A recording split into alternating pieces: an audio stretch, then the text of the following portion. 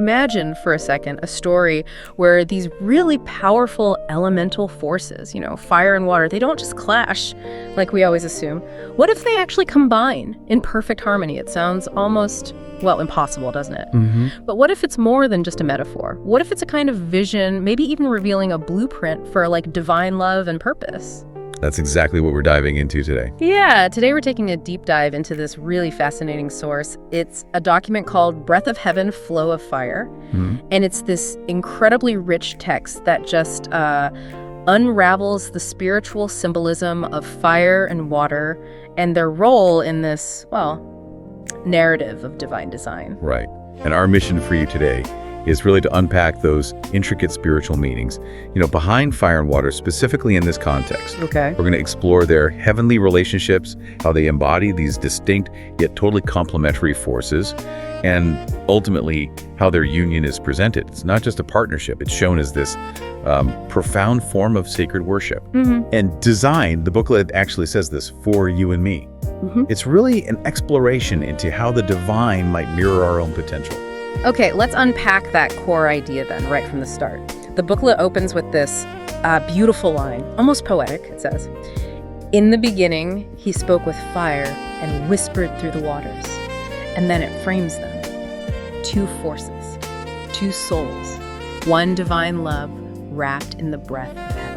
That's powerful imagery. It really is. And what I found particularly captivating, where it gets really interesting for me, is this idea of fire meeting water without losing its flame. Right, that paradox. Exactly, it's a paradox. Yeah. And the text immediately grounds it, calling it a blueprint for you and me. So, okay, before we get too deep into the you and me part, let's establish the individual spiritual weight of these elements. Absolutely, that's crucial. And what's fascinating is how the source clearly defines water first.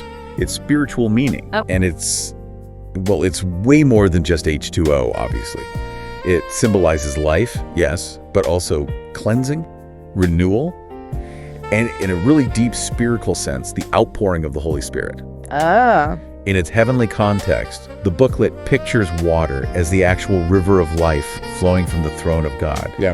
Nourishing all creation, bringing eternal refreshment. So it's foundational. Completely. It reflects God's immense mercy, his sustaining presence, and the washing away of sin, specifically through his word. And the text really reinforces that heavenly connection, doesn't it? With such vivid imagery. It explicitly states, water flows from God's throne in the New Jerusalem, showing that in eternity, his spirit will continuously refresh and sustain his people. It calls it the living connection between God and his creation, pure, life-giving, and eternal. That living connection part is key. It really is. And to drive it home, it points us straight to Revelation 22.1.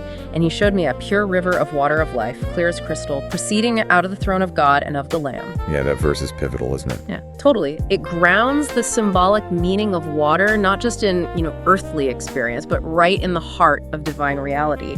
It promises this endless, clear, pure sustenance directly from the source. It's not just a river, it's the river. Yeah. That connection to God's throne in Revelation, it isn't just descriptive, is it? It's a statement of ultimate authority and life-giving power. Right.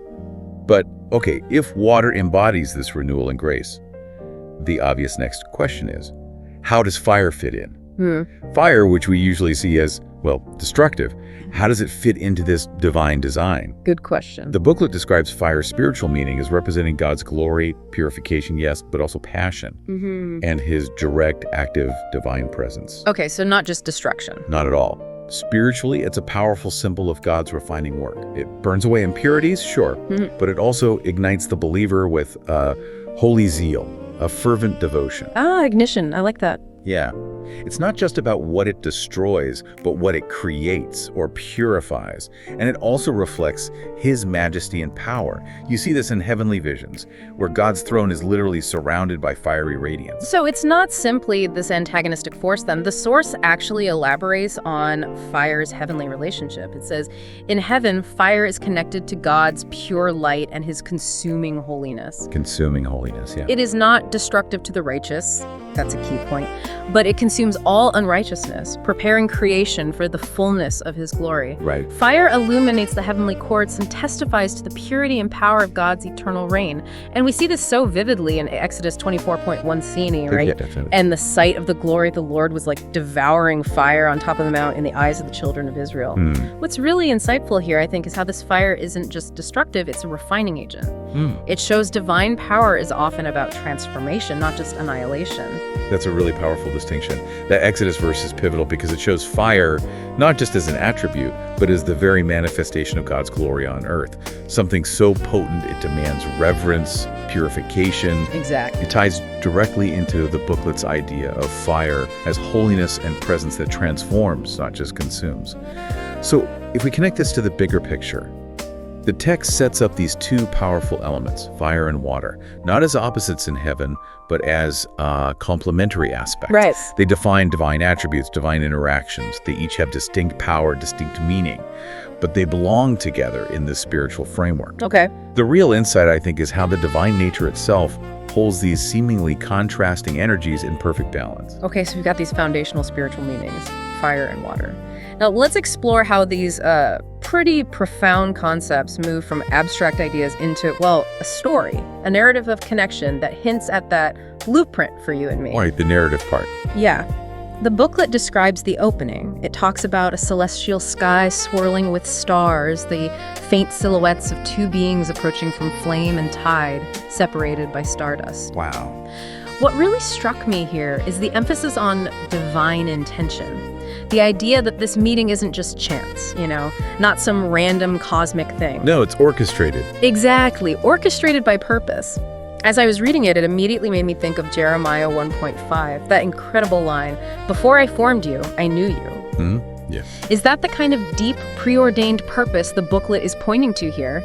For these figures, and maybe by extension for us. Absolutely. I think the Jeremiah verse perfectly captures the essence of this divine intention.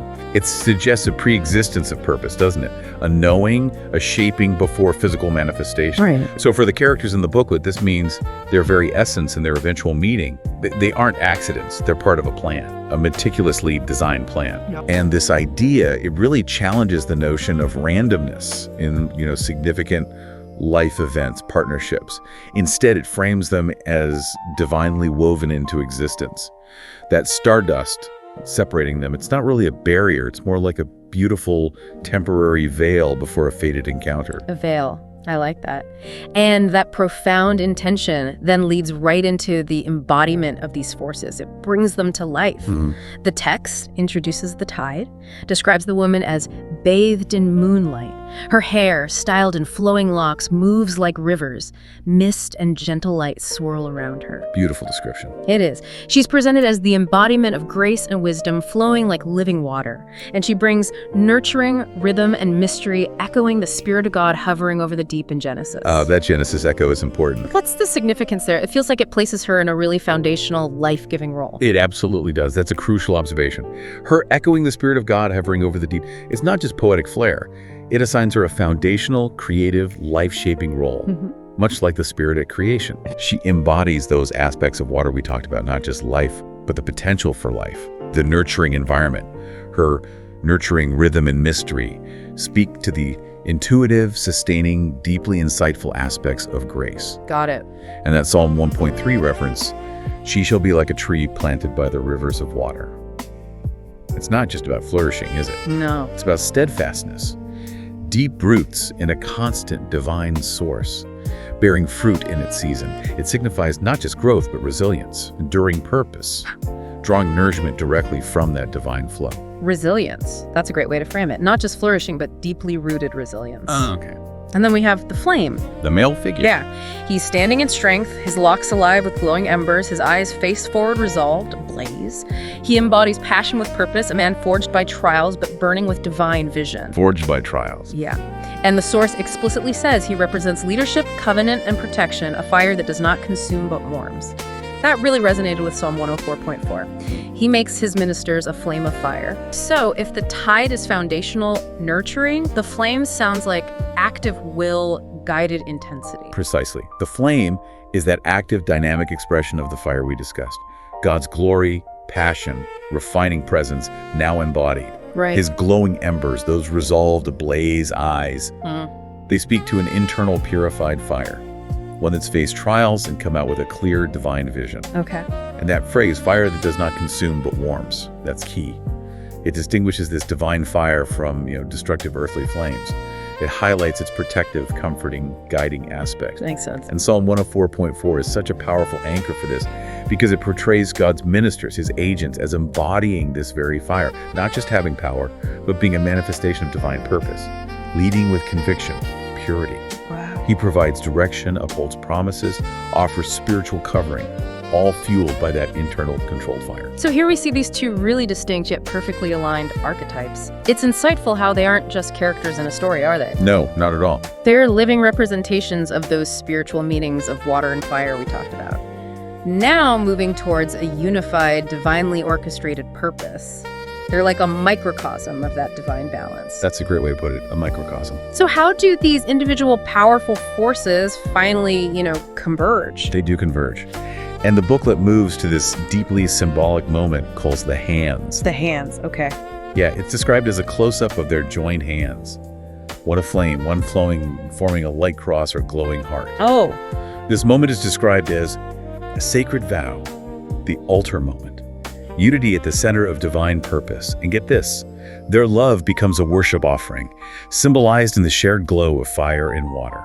Their love becomes a worship offering. That's a powerful idea. Love is an offering, a sacred vow. It really elevates the whole concept of partnership, doesn't it? It absolutely does. So what does this altar moment imply about the nature of this union? Beyond just, human affection or practical cooperation. That's the important question, right? And the booklet frames it as nothing less than a picture of kingdom partnership. Kingdom partnership. Where differences dance together instead of divide. It's not about two identical halves finding each other. It's about unique, powerful forces coming together to create something even greater. I love that phrase, dance together instead of divide. It's beautiful, isn't it? And it powerfully uses quotes like Ecclesiastes 4.12. The one may be overpowered, two can defend themselves. And Mark 10.9. What God has joined together, let no one separate. Right, the classic. Exactly. To underscore the profound strength and sanctity of this combined force, not just in body or emotion, but fundamentally in spirit. The insight here, I think, is that true divine partnership isn't about losing your individual flame or flow. It's about a synergy where those distinct qualities become a source of multiplied strength, unified purpose, a dance, like it says, rather than a merger. A dance, not a merger. Okay. That active, harmonious interplay rather than just blending into sameness. Right. And then comes the union itself. It's described as them standing back to back. Radiant light shines from their hearts. Fire and water spiral upward, not in conflict, but in harmony. That back-to-back posture is interesting, isn't it? It really is. It implies facing outwards together, maybe covering all angles rather than just facing each other. Exactly. The back-to-back imagery suggests complete coverage, facing the world together from this place of unified strength and protection. Okay. And their individual energies, fire and water, they aren't just coexisting. They're actively intertwining, spiraling upward. That upward motion is significant. Representing. Elevation, spiritual progression. It's a dynamic, synergistic relationship where their distinct strengths complement each other, forming this complete sphere of influence and protection radiating from their shared spiritual core. Wow. That's a profound contrast to how we normally think of fire and water being, opposed. Totally antithetical, usually. Yeah. But here they're co-creative, ascending. And finally, after this profound union, the narrative culminates in ascension. Their forms dissolve into stardust and light, rising toward the heavens in celestial spiral trails. The source states unequivocally, true love worships, and true worship ascends. That's the core message right there. Their union transcends earthly expression, rising as a living sacrifice into the heart of God. It connects us to Ephesians 2.6. We are seated with Christ in heavenly places. What does that mean, though? For their union to transcend earthly expression and rise as a living sacrifice, it sounds like a complete spiritual journey. It absolutely is. It's the culmination. For their forms to dissolve into stardust and light, that signifies a transformation beyond the physical, doesn't it? An ultimate spiritualization of their partnership. Yeah. And that phrase, true love worships and true worship ascends, that's the ultimate nugget of insight here. It asserts that love, when it's rooted in divine purpose, is a form of worship. And this worship in its purest form, isn't stuck on Earth. It ascends to the divine realm. Their union isn't just a happy ending, it becomes an eternal offering, integrated into the very heart of God. Integrated into God's heart. Yeah. And that Ephesians verse, we are seated with Christ in heavenly places, just amplifies this. It suggests a shared spiritual authority, an identity, a destiny that transcends earthly limits and truly places them in a realm of divine partnership. Right. This ultimately connects back to John 4.23, where the true worshipers shall worship the Father in spirit and in truth, for the Father seeketh such to worship him. It implies their ascended union is the very essence of what God desires. Okay, wow. So, wrapping this up, what does this all mean for us as individuals in our relationships? Right, the so what? Yeah. We've journeyed through this Breath of Heaven, Flow of Fire booklet, from the individual, powerful symbolism of water and fire to their divine embodiment, their sacred union, and this ultimate ascension as worship. It's such a powerful, almost paradoxical narrative, isn't it? How these distinct, even seemingly opposing elements can unite in divine purpose without losing their essence. It really is. And this brings us right back to that initial statement you highlighted. Yeah. The booklet describes this whole story as a blueprint for you and me. Mm-hmm. So consider this, and this is maybe the thought to leave you with. If the divine design can orchestrate such a harmonious, purposeful, and ultimately ascending union of seemingly contrasting forces like fire and water, Yeah. what might that imply about the inherent potential, the sacred architecture perhaps, for our own lives, our own partnerships, our individual spiritual journeys? Mm-hmm. What kind of passion, what kind of grace, what kind of unified purpose are we too designed to embody and ultimately elevate? That is a profound thought. Seriously. Something to ponder long after this deep dive ends. The idea that our own journeys, our partnerships, could be a living embodiment of these powerful, harmonized forces. That's truly inspiring. It is. Well, thank you for joining us on this exploration of sacred symbolism and divine design today. Keep seeking those aha moments.